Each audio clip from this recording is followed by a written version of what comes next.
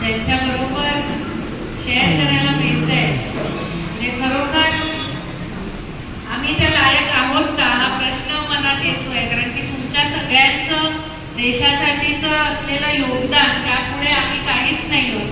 त्यामुळे आमच्या सर्व वसईच्या जनतेच्या वतीने तेव्हापासून मनात निश्चय केला की वायुसेनेमध्ये जायचं, पण वायुसेनेमध्ये जाण्याइतपत अभ्यास आणि गणित आणि फिजिक्स यामध्ये थोडीशी मी कमजोर पडली आणि त्यामुळे मला वायुसेनेमध्ये काही जाता आलं नाही.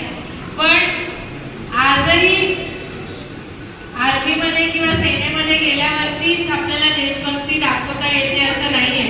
तर आपण आपल्या देशामध्ये राहून जिथे कुठे राहतो, जी काही जबाबदारी आपल्याला मिळालेली असते ती सुद्धा आपण 100% प्रामाणिकपणाने जर निभावली तरी सुद्धा देशाची सेवा आपण करू शकतो. त्यामुळे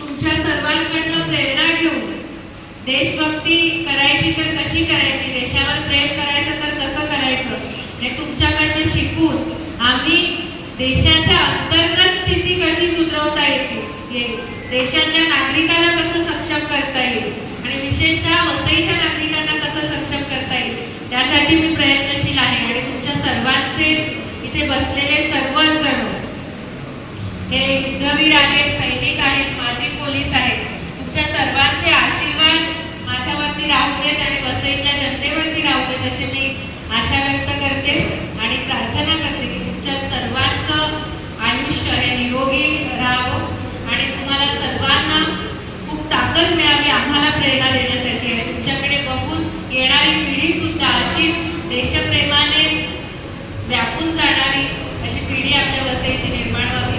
तुमच्या सर्वांचे आजच्या प्रजासत्ताक दिनानिमित्त मी खूप खूप आभार व्यक्त करते, ऋण व्यक्त करते आणि प्रजासत्ताक दिनाच्या सर्वांना शुभेच्छा देते.